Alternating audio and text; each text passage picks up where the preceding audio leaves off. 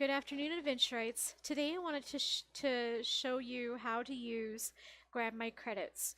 This is a very useful tool for home and decor bloggers. It cuts a lot of time out and it's very easy to use. I'll show you how to use this tool and what makes it easier for me to gather the S-slurls, how I gather it. Um, so when you first buy your Grab My Credits, it comes in a folder and it'll have like a camera, which you see on the floor here, a landmark, and a note card. Read the note card, it's very important. The camera is what you will be using to gather your credits. So you click on the camera and it pulls up a menu. Now, in order to grab your credits with the way that permissions are in SL, you have to set your area. So in order to do that, you select set area and it reses a box. Okay, I've done this video several times, so I already know the basics of what this size is. So it's 23 by 27 for me. But if you weren't sure, then you would use the stretch tool and you would stretch it and, you know, eyeball it and stuff. So I've already done that. I'm just cutting out some time here. So you arrange this around your scene. So you want it to be on all parts of your scene and to encompass it all. And then now you need to set the height. Well, I do that by choosing the stretch and I stretch it up above the tallest part of the scene, which in this case is the tree. So here we go. This is all set. It's all selected. So we have to go back to our camera, just down here, and you click on it again. And you get two options. You can do the quick scan if you don't have a whole lot in the area and you're strapped for time, or you can do the full scan. I always choose the full scan because I never know if it's going to grab everything or not. I put so much into my scenes. So choose the full scan. And as you can see, the camera disappeared and you see these little particles that are all over. They're showing you where the camera was scanning. Now let's scan back down here to where it was and watch when it comes back.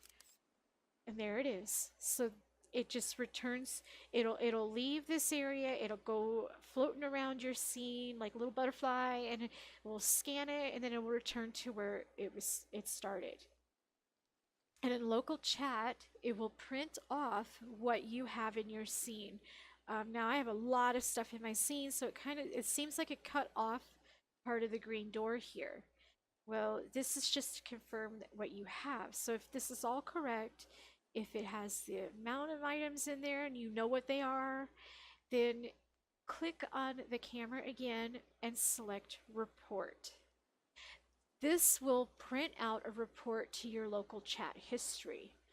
It says start of report grouped by creator. It will group your report by the name of the store, the slurl, and then underneath each one of those it will have the name of the object and its land impact. It is also going to do it with in alphabetical order, which is really cool because if you are like me, I organize it that way anyway, or I try to. Usually sponsors above those that I bought so that they show off.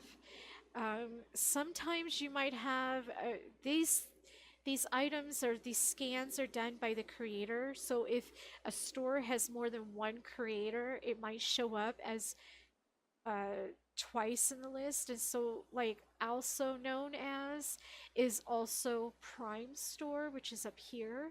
So when I set up my final report in my blog post, I will combine those two stores into one little area next to each other so that they're all together.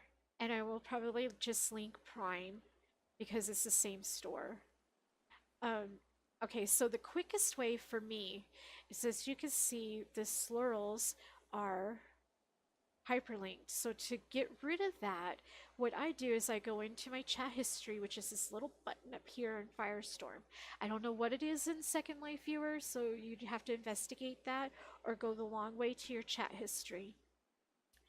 and it pops up with this note card um, history. So you can either, grab it here, but it's still going to do the hyperlinks.